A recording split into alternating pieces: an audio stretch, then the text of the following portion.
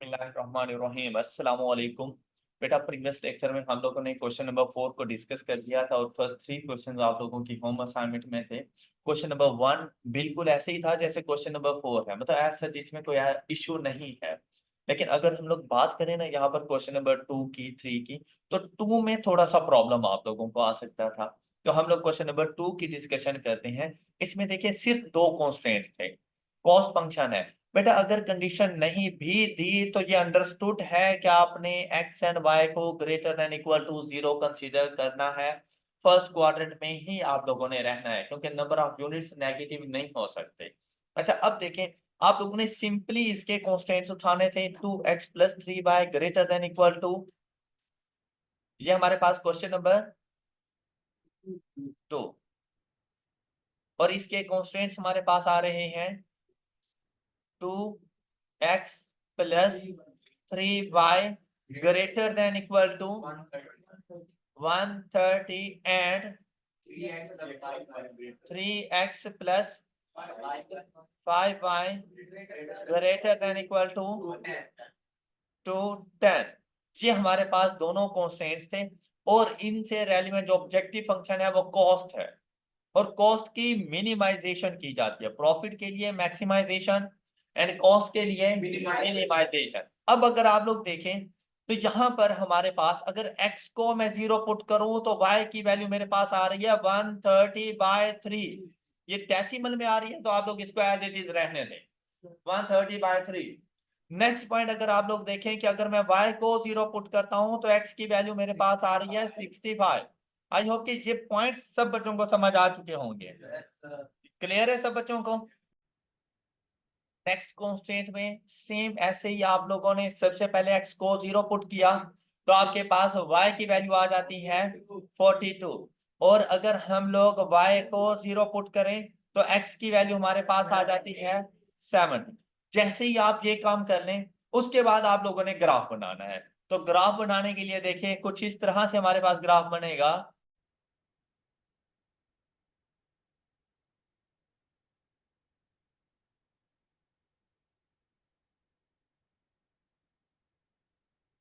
अब अगर इनकी स्केलिंग की बात करें तो आपके पास x की जो मैक्सिमम वैल्यू जा रही है वो 70, और y की जो मैक्सिमम वैल्यू आपके पास जा रही है वो 43.33, मतलब 45 समझ लें। y की जो वैल्यूज हमारे पास चल रही हैं, तो अगर आप यहाँ पे देखें, मैं इसको 10, 20, मतलब हर लाइन को 5 5 लेके चल रहा हूँ, 30, 40, और यहाँ पर हमारे पास 45 आ जाए।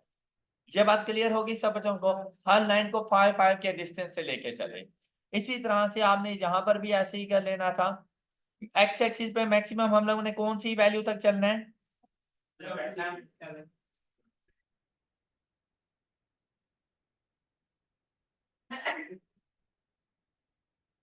ये आपके पास 5, 10, 20, 30, 40, यहाँ पर ये 50, और इस लाइन को थोड़ा सा एक्सटेंड कर लेते हैं हम लोग,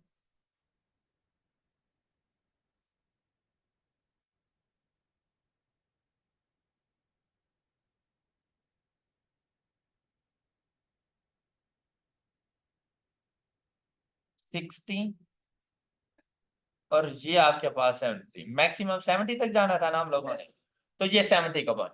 अब अगर इसके ग्राफ को हम लोग ड्रॉ करें तो इसका ग्राफ हमारे पास कुछ इस तरह से बनेगा। फर्स्ट पॉइंट है एक्स एक्सिस 0 और वाई एक्सिस की वैल्यू 130/3 मींस दैट 43.33। तो वो पॉइंट आप लोगों के पास यहां पर आएगा, अप्रोक्सीमेट यहां पर आपके पास एक पॉइंट आ जाएगा।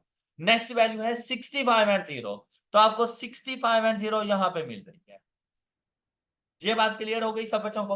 अब इसको थ्रू स्ट्रेट लाइन हम लोगों ने जैसे ही ज्वाइन किया तो फर्स्ट कांस्टेंट का ग्राफ आपके पास ये बनेगा। ये बात क्लियर है? अब अगर नेक्स्ट कांस्टेंट की बात करें,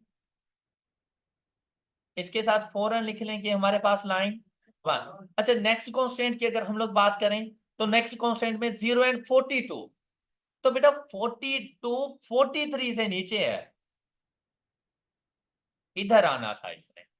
जो पहला पॉइंट था वो 43.33 था, जबकि सेकंड पॉइंट क्या है 42, तो इस लाइन से इसने नीचे आना है, लेकिन थोड़ा सा आपने डिस्टेंस रख लेना है। अब 40 से ऊपर लेकिन इस 43 से नीचे।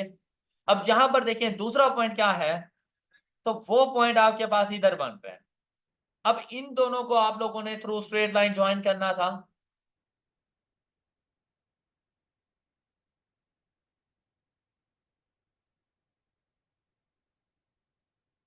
तो ये कुछ इस किस्म का आपके पास ग्राफ बन जाता है, और ये नीचे वाली लाइन आपके पास लाइन 2। अब चलना था आपने इसके सोल्यूशन की तरफ। देखिए भाई, इसमें परेशान होने वाली कौन सी कोई जरूरत नहीं है कि ग्राफ पता नहीं किस तरह से कैसा बन रहा है। अब यहां पर देखिए हमारे पास जो इनइक्वलिटीज थी वो कौन सी थी, अगर ग्रेटर देन है तो अवे फ्रॉम द ओरिजिन। तो ये वाला जो हमारे पास मौजूद है एरिया, वो हमारे पास हमारा फिजिबल रीजन बन जाएगा, इस लाइन से ऊपर वाला सारा एरिया। अब अगर इसके कॉर्नर, और ये फिजिबल रीजन कहलाता रहता है अनबाउंडेड फिजिबल रीजन। अब इसमें कॉर्नर पॉइंट्स बेसिकली इनफाइनाइट हुआ करते हैं, लेकिन हमें जो नजर आएंगे हमने वो वाले कॉर्नर पॉइंट्स लेने हैं। इसमें हमारे पास पहला पॉइंट आ रहा है ये वाला पॉइंट ए। सेकंड पॉइंट है इन दोनों का पॉइंट ऑफ इंटरसेक्शन, और थर्ड पॉइंट है इधर ये पॉइंट सी। अब इन पॉइंट्स को आप लोगों ने डिटरमिन कर लेना था। पॉइंट ए की अगर हम लोग बात करें तो बेटा ये point A on Y axis, तो एक्स की वैल्यू और वाई की वैल्यू जहां पर ये वाला पॉइंट है, ये आपने इसको एज इट इज लिखना है 130/3, आप लोगों ने इसको पुट करना है। अब अगर हम लोग पॉइंट बी की बात करें तो बेटा point B is the point of intersection of line 1 and line 2। तो इसके लिए आप लोगों ने यूज करना था कैलकुलेटर, जहां पर आप लोगों ने मॉड की प्रेस करने के बाद जब भी लीनियर इक्वेशंस का पॉइंट ऑफ इंटरसेक्शन फाइंड करना हो, मॉड की प्रेस करने के बाद आपने 5 की प्रेस करनी है, इक्वेशंस में जाना है। उसके बाद फर्स्ट नंबर, अब इसमें आप लोगों ने x का कोफिशिएंट देखें क्या है हमारे पास, तो आपने सबसे पहली वैल्यू 2 इज इक्वल टू, तो यहां पे ये देखें 2 पुट हो गया। फिर आप लोगों ने y की का कोफिशिएंट 3, तो यहां पर आप लोगों ने 3 और इज इक्वल टू। फिर कांस्टेंट वैल्यू देखें फर्स्ट इक्वेशन के साथ कांस्टेंट वैल्यू, तो यहां पर आपने 130 पुट कर दी। नेक्स्ट 3 5 एंड, तो यहां से आपको मिलेगा point of intersection, x is 20 and the y is 30। तो यहां पर 20 एंड, ये बात आई होप कि सब बच्चों को क्लियर हो चुकी होगी। And the point C is very simple, यहां पर देखें x की वैल्यू 70 एंड, बात क्लियर। अब आपने अपना ऑब्जेक्टिव फंक्शन ले लेना था। आपके पास ऑब्जेक्टिव फंक्शन क्या आ रहा है 2x प्लस 3y, और ये कौन सा ऑब्जेक्टिव फंक्शन था, तो बेटा सिंपली आप लोगों ने जाकर x की जगह पर फर्स्ट पॉइंट में से 0 और y की जगह पर 130/3, तो 3 से 3 कैंसल, तो वैल्यू 130। नेक्स्ट पॉइंट देखें 20 and 30, 20 into 2 is equal to 40, 30 into 3 is equal to 90, 40 30 is equal to 130, same amount same value. अब यहां पे देखें 72 इज इक्वल टू, देखिए बेटा मैंने यहाँ पे चलना है मिनिमाइजेशन की तरफ। अब मेरी बात जरा गौर से सुनिएगा, डिसीजन मेकिंग मैंने चलना है मिनिमाइजेशन की तरफ। अगर ये होता ना प्रॉफिट फंक्शन, फिर तो कोई मसला ही नहीं था, मैं 140 को टिक कर देता और साथ में पॉइंट सी बता देता, 70 एंड 0 एक ही वैल्यू थी। लेकिन जब मैं गया कॉस्ट फंक्शन की तरफ, तो बेटा पॉइंट ए पर भी मेरी कॉस्ट 130 है, पॉइंट बी पर भी मेरी कॉस्ट 130 है। अब दोनों में से कौन सा बताऊं, तो दोनों ही ऑप्टिमल सोल्यूशन है। अब आप बात सुनिएगा, अब आपने उसके ऊपर छोड़ देना है कि भाई इट्स अप टू यू, कि तुम चाहो तो एक कॉम्बिनेशन के साथ चले जाओ कि प्रोडक्ट एक्स कुछ भी ना बनाओ और प्रोडक्ट वाई 130/3 बना दो, क्लियर? या आप लोग पॉइंट बी की तरफ चले जाओ। लेकिन मुझे ये बताओ, क्या मैं किसी को ये मशवरा दे सकता हूं कि भाई तुम प्रोडक्ट वाई के 43.33 यूनिट बनाओ? वो कहेगा नहीं यार, ये हाउ इज इट पॉसिबल?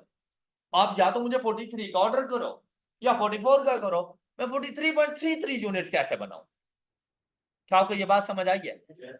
अच्छा, फिर मैंने उसे बताना है कि यार तुम 43 बनाओ या 44 बनाओ, भाई यहां पर आपकी राउंडिंग ऑफ वाले रूल्स नहीं चलने कि 43.33 है, 0.5 से कम है तो 43 बना लो।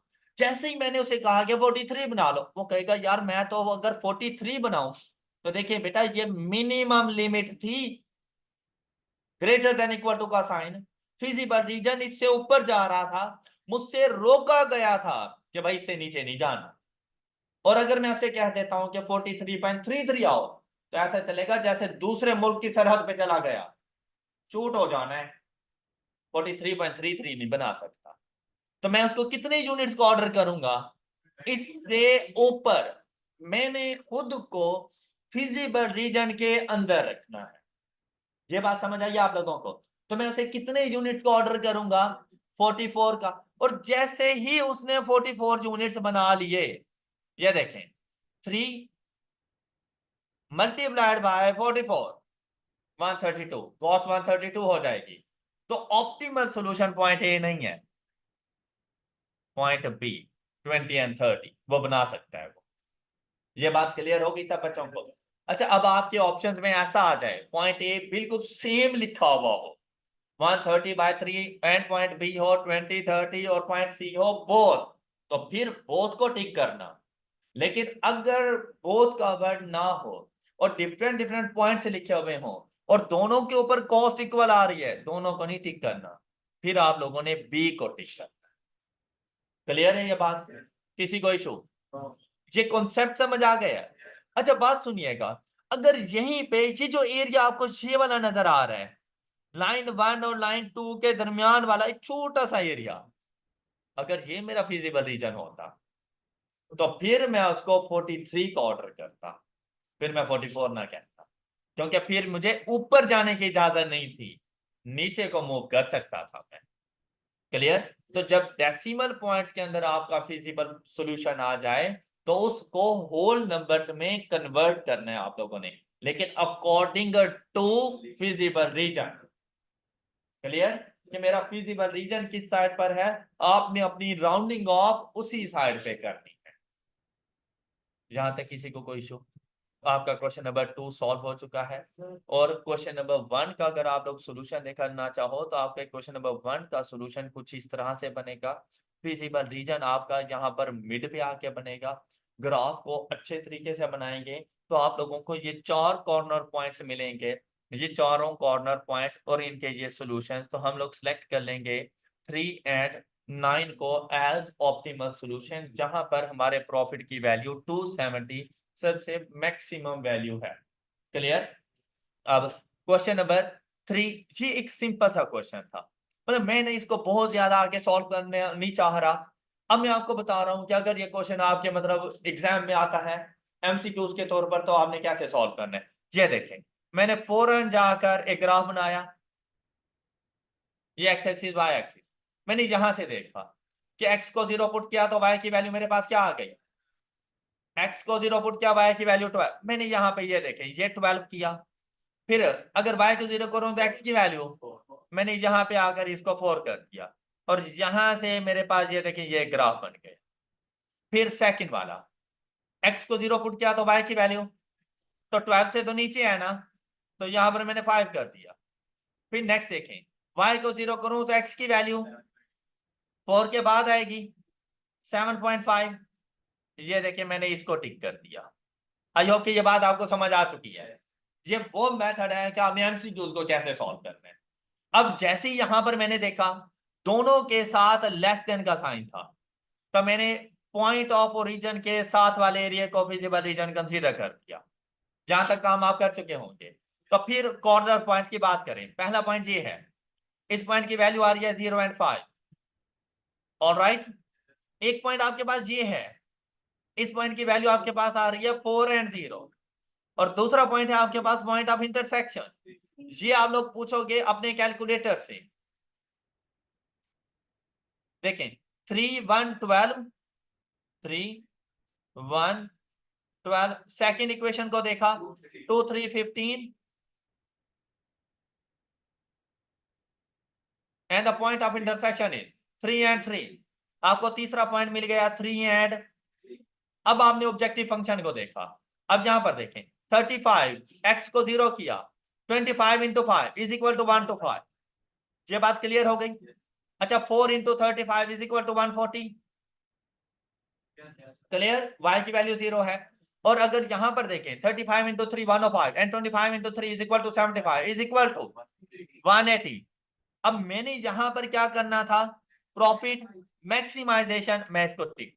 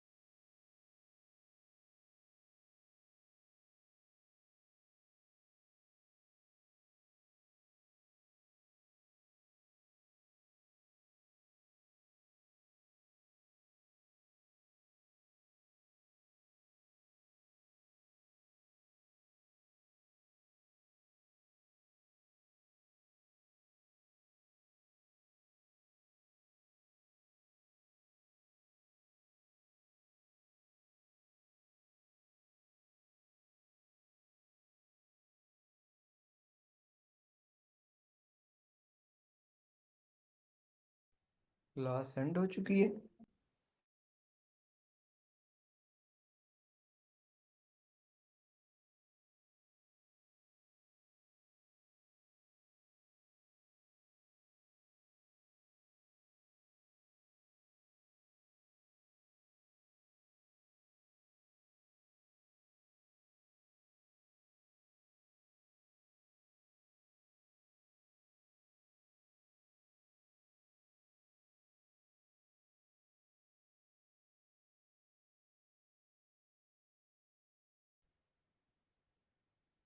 एंड आई होप कि अब आप लोगों को फर्स्ट 4 क्वेश्चन कंप्लीट समझ आ चुके हैं।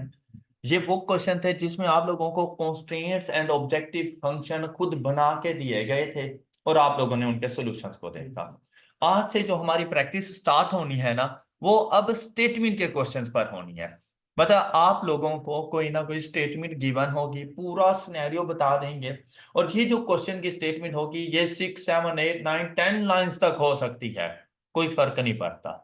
सिर्फ आप लोगों ने ना उस स्टेटमेंट को बहुत अच्छे तरीके से समझना है कि वो बोल क्या रहा है, और जैसा वो कहता जाए उसको न्यूमेरिकल टर्म्स में हम लोगों ने अपने पास रिकॉर्ड करना है। तो इस क्वेश्चन को अगर आप लोग देखें, कहते हैं अ फर्म मैन्युफैक्चर्स 2 प्रोडक्ट्स। अच्छा भाई, हम लोग जो लीनियर प्रोग्रामिंग कर रहे हैं ना, ये सिंपल लीनियर प्रोग्रामिंग है। मतलब इसके अंदर ना देखें, कोई भी मैन्युफैक्चरिंग डिपार्टमेंट होना जरूरी नहीं वो सिर्फ 2 ही प्रोडक्ट्स बनाए, वो 3 4 5 6 प्रोडक्ट्स भी बना सकते हैं। लेकिन यहां पर आप लोगों ने सिर्फ 2 ही प्रोडक्ट्स बनानी है। हाँ, डिपार्टमेंट्स 2 से ज्यादा हो सकते हैं, 3 4 5 डिपार्टमेंट्स हो सकते हैं, लेकिन जो प्रोडक्ट्स बनानी है वो सिर्फ 2 बनानी है आप लोगों ने। तो एक प्रोडक्ट एक्स हो जाएगी, दूसरी प्रोडक्ट वाई। कि मैंने प्रोडक्ट ए के कितने नंबर ऑफ यूनिट्स बनाने हैं, तो हम कहेंगे x number of units. Product B के कितने नंबर ऑफ यूनिट्स बनाने हैं, हम कहेंगे y number of units. All right. अच्छा अब देखें, 2 प्रोडक्ट्स हैं and each product proceeds from 2 department, departments भी 2 हैं, और हर प्रोडक्ट 2 डिपार्टमेंट में से गुजरती है तब जाके उसकी कंप्लीशन होती है, अदरवाइज वो कंप्लीट नहीं हो सकती। कहते हैं product A requires 2 hours per unit in department 1 and 4 hours per unit in department 2। ये प्रोडक्ट ए की उसने इंफॉर्मेशन आपको दे दी। फिर कहता है product B requires 3 hours per unit in department 1 and 2 hours per unit in department 2। अब उसकी रिक्वायरमेंट्स आपको बता दी, बिल्कुल वैसी स्टोरी है जैसे फर्स्ट लेक्चर में मैंने आप लोगों को बताया था कि लीनियर प्रोग्रामिंग में बेसिकली हम लोग क्या आपको सीखने जा रहे हैं। फिर कहते हैं department 1 and 2 have respectively 60 and 80 hours available. मतलब भाई डिपार्टमेंट ए एक हफ्ते के अंदर 60 आवर से ज्यादा काम नहीं कर सकता। अब मैक्सिमम जो उससे काम ले सकते हैं ना डिपार्टमेंट 1 से, वो 60 आवर्स है। उससे कम काम ले सकते हो, उससे ज्यादा नहीं कर सकते। और इसी तरह से अगर डिपार्टमेंट बी की बात करें तो उसके पास जो टोटल वर्किंग आवर्स हैं वो 80 वर्किंग आवर्स है। इससे ज्यादा काम नहीं हो सकता, इससे कम हो सकता है। अब यहां पर आप देखें ये उनके काम करने की मैक्सिमम लिमिट है। आप लोग ये कह रहे हैं कि आप मैक्सिमम 60 आवर्स काम कर सकते हैं, तो इसका मतलब ये है कि 60 से ज्यादा नहीं जाना। तो यहां पर आपने डिटरमिन करना है इनइक्वलिटी कौन सी यूज होनी है। तो भाई अगर आप लोगों को मिनिमम रेंज बताई जाए तो ग्रेटर देन इक्वल टू का साइन यूज होता है, और जब मैक्सिमम रेंज बताई जाए तो लेस देन इक्वल टू का साइन यूज होता है।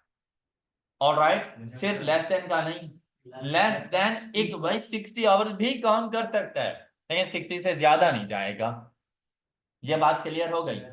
नेक्स्ट देखिए हम आपके पास फिर प्रॉफिट की बात कर रहे हैं। ये बनेगा आपका ऑब्जेक्टिव फंक्शन प्रॉफिट, कि प्रोडक्ट ए के ऊपर जो आपको प्रॉफिट है वो 1 यूनिट के ऊपर 3 रुपए का है, जबकि सेकंड प्रोडक्ट के ऊपर आप लोगों को 1 यूनिट के ऊपर 4 रुपए का प्रॉफिट है। अब आपने बनाने हैं इनसे कॉन्स्ट्रेंट्स एंड ऑब्जेक्टिव फंक्शन। आपसे कहते हैं recommend product mix will be, मतलब कि भाई मुझे कोई ऐसी सॉल्यूशन बताओ, ऐसा कोई प्रोडक्ट मिक्स बताओ कि मैं प्रोडक्ट ए के कितने यूनिट बनाऊं और प्रोडक्ट बी के कितने यूनिट बनाऊं। पर्पस क्या होगा उसका कि मैं अपने प्रॉफिट को मैक्सिमाइज कर सकूं, बढ़ा सकूं। तो हम लोगों ने उसको सॉल्यूशन बताने। तो इस सॉल्यूशन के लिए सबसे पहले तो आपके पास कॉन्स्ट्रेंट्स होने चाहिए। तो कॉन्स्ट्रेंट्स बनाने का जो हमारे पास मेथड होता है वो कुछ इस तरह से हमारे पास आएगा। क्वेश्चन नंबर 5 देखिए, अब आप लोगों ने कॉन्स्टेंट्स किस तरह से बनानी है। सबसे पहली चीज बेटा आपने ये देखनी है कि लिमिटेशंस किसके ऊपर लगी हुई है। लिमिटेशंस किसके ऊपर लगी हुई है, क्या प्रोडक्ट्स के ऊपर हैं या डिपार्टमेंट्स के ऊपर है। तो अगर आप लोग यहां पर गौर करें ना, ये लिमिटेशंस हैं, लेकिन ये लिमिटेशंस किसके ऊपर हैं, डिपार्टमेंट्स के ऊपर। ऐसे ही है ना। तो जिसके ऊपर लिमिटेशंस हो उसको जाकर आपने रिकॉर्ड करना है कुछ इस तरह से। डिपार्टमेंट 1, डिपार्टमेंट, पहले अच्छे तरीके से ये सुनने बाद में लिखिएगा। डिपार्टमेंट 1, इसको जिसके ऊपर लिमिटेशंस हो वो इस तरह से आपने रिकॉर्ड करनी है। फिर इनकी क्या लिमिटेशंस है वो थोड़ा सा आगे करके यहां पे लिख रहे हैं। डिपार्टमेंट 1 के ऊपर 60 आवर, डिपार्टमेंट 2 के ऊपर, फिर यहीं पे इनइक्वालिटीज का डिसीजन लें कि 60 मैक्सिमम वैल्यू है या मिनिमम वैल्यू है। मैक्सिमम हो तो लेस देन इक्वल टू का साइन, और अगर मिनिमम वैल्यू हो तो ग्रेटर देन इक्वल टू का साइन। तो डिपार्टमेंट 2 के ऊपर भी तो मैक्सिमम लिमिट उसने बताई थी, तो आपने इससे कम काम करना है, लेस देन इक्वल टू का साइन, ज्यादा नहीं कर सकते। ये बात क्लियर हो गई। फिर जो प्रोडक्ट्स आपने बनानी है उन प्रोडक्ट्स को आपने यहां पे रिकॉर्ड करना है कुछ इस तरह से। A and B, product A and product B. अब आपने उसकी स्टेटमेंट को देखना है। क्या कहता है, product A requires 2 hours in department. तो आपने ये देखें यहां पर प्रोडक्ट ए डिपार्टमेंट 1 यहां पे 2 पुट कर दिया। क्लियर। अब उसकी जो स्टेटमेंट थी उसको हम लोग न्यूमेरिकल वे में लिखने लगे हैं, शॉर्ट टर्म, कि प्रोडक्ट ए को डिपार्टमेंट 1 में 2 आवर्स रिक्वायर्ड हैं। अब उसकी अगली स्टेटमेंट क्या थी, 4 hours per unit in department. किसको, ए को। तो भाई आपने कॉलम नहीं छोड़ना, कॉलम सेम लेकिन रो चेंज डिपार्टमेंट 2 के पास आना है। प्रोडक्ट ए डिपार्टमेंट 2 4 आवर्स, आपने 4 उसके सामने नहीं लिखना, डिपार्टमेंट 1 है वो डिपार्टमेंट 1 के साथ डीलिंग हो रही है। ये बात क्लियर? फिर कहता है product B requires 3 hours in department and 2 hours. तो आप लोगों ने प्रोडक्ट बी के पास अब जाना था और डिपार्टमेंट 1 के सामने 3 और प्रोडक्ट डिपार्टमेंट 2 के सामने। ये बात समझ आ गई? लेकिन अगर आपने क्वेश्चन को गौर से देखा हो तो उसने कहा है कि पर यूनिट, क्या मैं एक एक यूनिट बनाऊंगा? नहीं, पता नहीं मैं कितने यूनिट्स बनाऊं। तो प्रोडक्ट ए के नंबर ऑफ यूनिट्स को हम लोग डिनोट करते हैं और प्रोडक्ट बी के नंबर ऑफ यूनिट्स को तो सिंपली फर्स्ट कॉलम को मल्टीप्लाइड बाय एक्स और सेकंड कॉलम को मल्टीप्लाइड बाय, और दोनों के दरमियान प्लस का साइन और एंड पे कंडीशन के number of units can never be a negative value, x and y greater than equal to 0। ये बात सब बच्चों को समझ आ गई? अच्छा, ये टेबुलेशन थी आपकी हेल्प के लिए। उसके बाद अगर आप चाहते तो ये लें, आपके कॉन्स्टेंट्स बन गए। ऑलराइट, ये आपके पास कॉन्स्टेंट, जहां तक किसी को कोई इशू। अच्छा, अब लास्ट में आपने बनाना था ऑब्जेक्टिव फंक्शन। ऑब्जेक्टिव फंक्शन किससे रेलिवेंट था आप लोगों के पास? प्रॉफिट से रेलिवेंट। तो आपने इसको डिनोट कर देना था कैपिटल पी के साथ। P इज इक्वल टू, तो देखें आपको प्रोडक्ट ए के ऊपर कितना प्रॉफिट? 3 और साथ में इसके लिख देंगे अगर प्रोडक्ट ए है तो भाई 3 रुपीज तो एक यूनिट पर है। तो प्रोडक्ट ए के टोटल कितने यूनिट है मेरे पास? x, तो 3x आ जाएगा। क्लियर? प्लस कर देंगे इसके साथ। अब नेक्स्ट आपको कितना? 4, तो यहां पर लिख देंगे 4y। आपका ऑब्जेक्टिव फंक्शन और कॉन्स्टेंट्स कंप्लीट हो चुके हैं। अब ये वैसे ही डाटा बन चुका है जैसे आप लोगों को फर्स्ट 4 क्वेश्चन में गिवन था। अब नेक्स्ट सॉल्यूशन बिल्कुल सेम जैसे आप लोग पहले करते थे। ऑलराइट, और इसके सॉल्यूशन की प्रेपरेशन ये आप लोगों की होम असाइनमेंट्स हैं कि आप लोगों ने इस क्वेश्चन को कंप्लीट घर में जाके सॉल्व करना है। अभी के लिए हमारा फोकस कॉन्स्टेंट्स और ऑब्जेक्टिव फंक्शन बनाने के ऊपर है, जहां तक किसी को कोई इशू। अब आप इसको लिख लें अपने पास। अब बेटा बिल्कुल इसी तरह से आपके पास नेक्स्ट कॉन्सेप्ट आते जाएंगे और आप लोगों ने क्वेश्चन को सॉल्व करते जाना है। जैसे कि अगर अभी हम लोग बात करें कि आप लोग मुझे क्वेश्चन नंबर 7 के लिए कॉन्स्टेंट बना कर दें तो आप लोग बड़ी जल्दी से मुझे कॉन्स्टेंट बना कर दे देंगे। करो, constants and objective function question number 7 कर लिया आप लोगों ने? अच्छा, क्या सेम बिल्कुल कॉन्सेप्ट नहीं था हमारे पास? अब अगर यहां पर देखें ना, अब हम लोगों ने बना, देखिए भाई पहले सीखने के लिए डिपार्टमेंट लिखो, प्रोडक्ट्स लिखो, ये सब कुछ सही है, लेकिन जैसे ही परफेक्शन आती जाए उनको एलिमिनेट करते जाओ।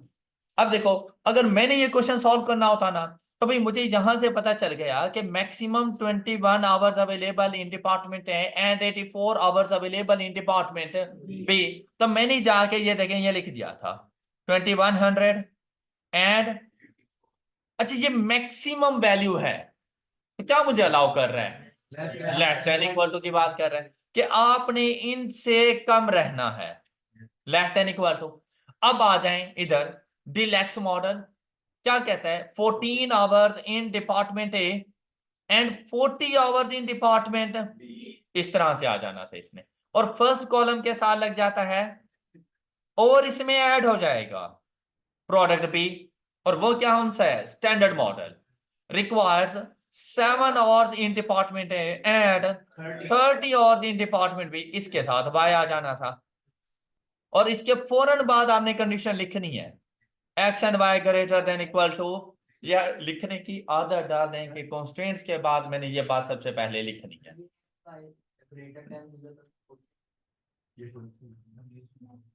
ये कंडीशन है, ये आपने हर हाल में बतानी है कि number of products can never B negative. Next देखें, अब आपके पास आ गए दोबारा से प्रॉफिट। तो ऑब्जेक्टिव फंक्शन आपका प्रॉफिट का बनेगा क्या, 5000 प्लस, और आपका क्वेश्चन कंप्लीट हो गया। और बाकी सॉल्यूशन आपकी होम असाइनमेंट है। ऑलराइट। अच्छा आप बताएं, कॉन्स्टेंट्स ऑब्जेक्टिव फंक्शन बनाने में कोई मसला है क्या? सबको सही से समझ आ रही है? चले अब आपके जरा जहानत की इम्तिहान ले। क्वेश्चन नंबर 6 सॉल्व करके दिखाओ मुझे, जरा अच्छे तरीके से पढ़ना क्वेश्चन को। अब छोटे छोटे ट्विस्ट आते जाएंगे। कॉन्स्ट्रेंट्स एंड ऑब्जेक्टिव फंक्शन मुझे बना के देना है सिर्फ। क्वेश्चन नंबर 6, बेटा क्वेश्चन नंबर 6 बेसिकली आप लोगों के क्वेश्चन नंबर 5 एंड 7 की तरह था, लेकिन अगर आप इनमें डिफ्रेंशिएट करना चाहें, ये देखें इस बात पर। क्वेश्चन नंबर 5 में जो आप लोगों को लिमिट्स दी गई थी ना, ये देखें 60 and 80 hours available each week, पूरे हफ्ते का टोटल टाइम उसने बताया था कि डिपार्टमेंट ए इतना काम कर सकता है, डिपार्टमेंट बी इतना काम कर सकता है, और प्रोडक्ट मिक्स भी फिर हफ्ते की ही उसने आपको बता दी। इसी तरह अगर क्वेश्चन नंबर 7 में देखें तो आपके पास ये देखें 21 आवर्स अवेलेबल, 84 और 100 hours available in department B, in total terms में चल रहा था। लेकिन इधर क्वेश्चन नंबर 6 में अगर आप लोग देखें तो सबसे पहली चीज, अब आपको ऐसा लगा जैसे हमेशा स्टार्ट में ना आपको उठाकर कॉन्स्टेंट्स में एक्स वाई की वैल्यूज बताएगा, ऐसी कोई बात नहीं थी। क्वेश्चन को गौर से पढ़ते तो उसने स्टार्ट में ही आपसे कहा production is carried out in two department A and B, the machines in department A can work up to 6 hours per day. Limitations हैं ये डिपार्टमेंट 1 की, इसने 6x या इस तरह से नहीं आना था, ये हमेशा उसकी राइट हैंड साइड पे चली जाती। लेकिन ये देखो कि ये 6 आवर्स पर डे के मुताबिक है, और डिपार्टमेंट बी के लिए उसने कहा अप टू से मुराद होता है मैक्सिमम इतना, लेकिन एक दिन का।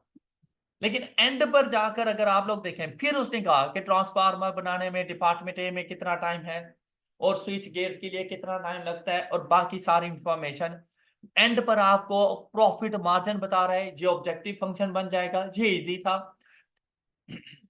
लेकिन क्वेश्चन में जो ट्विस्ट आ रहा है ना वो यहां पे आ रहा है कि how many transformers and switch gates may be produce to maximize profit. अगर ये बात होती ना सिर्फ यहां तक, तो फिर आप लोग less than equal to 6 and less than equal to 7.5 कर देते, क्वेश्चन ठीक था। लेकिन जहां तक नहीं था, उसने कहा मुझे पर डे प्रॉफिट ना बताओ, मुझे क्या प्रॉफिट बताना है, इन अ मंथ। अब अगर यहीं तक बात होती और आगे कोई भी बात ना होती तो मैं मंथ में 30 डेज कंसीडर करता। तो बेटा 6 डेज अवेलेबिलिटी एक दिन की है, जब मैंने प्रॉफिट एक महीने का बताना है तो मैं 6 को मल्टीप्लाइड बाय 30 करता, 7.5 को मल्टीप्लाइड बाय 30 करता। लेकिन उसने कहा कि उस मंथ में जो हमारे वर्किंग डेज हैं वो 20 हैं, मतलब हमारी 10 छुट्टियां थी, उन दिनों में तो मशीन चली ही नहीं है। तो फिर एक महीने के अंदर उसके पास अवेलेबल वर्किंग टाइम, मशीन ए के पास, डिपार्टमेंट ए के पास 6 मल्टीप्लाइड बाय 20, आपने 120 यहां पे लिखना था, लेस देन इक्वल टू। और डिपार्टमेंट बी के लिए आप लोगों ने लिखना था 7.5 मल्टीप्लाइड बाय 20, ये अवेलेबल टाइम था इन अ वीक। अब इसका ताल्लुक इस 20 का ताल्लुक कोई प्रोडक्ट बनने के ऊपर नहीं था भाई, चाहे एक हफ्ता काम करो, एक महीना काम करो, या एक दिन काम करो, आपके पास एक ट्रांसफार्मर डिपार्टमेंट ए के अंदर 4 घंटे ही लेगा। तो आपने यहां पे लिखना था 4x एंड 3y, तो यहां पे ये आएगा 3x, 3y नहीं कर देना, क्योंकि अभी तक बात हो रही है ट्रांसफार्मर की, हमने प्रोडक्ट को नहीं चेंज किया, हमने डिपार्टमेंट चेंज किया। तो प्रोडक्ट ट्रांसफार्मर के नंबर ऑफ यूनिट्स एक्स है, चाहे वो डिपार्टमेंट ए के साथ जाएं या डिपार्टमेंट बी के साथ जाएं, इनके साथ हमेशा एक्स लगेगा। तो यहां पर भी 4x और नीचे 3x। फिर स्विच गियर्स की जब बात हुई तो स्विच गियर्स के नंबर ऑफ यूनिट्स को y कंसीडर करना है, तो यहां पर आप लिखेंगे 2y और नेक्स्ट, और इन दोनों को साथ में condition greater than equal to, और प्रॉफिट मार्जिन था P is equal to 5000x plus 6000। अच्छा, जरूरी नहीं है आपको हमेशा प्रॉफिट हो, लॉस भी हो सकता है। इन केस ऑफ लॉस तो आप लोग प्लस नहीं करोगे, फिर आप लोग नेगेटिव का साइन यूज करोगे। ऑलराइट, तो बेटा आपकी होम असाइनमेंट में क्वेश्चन नंबर 5, 6 एंड 7 शामिल है, और आप लोगों ने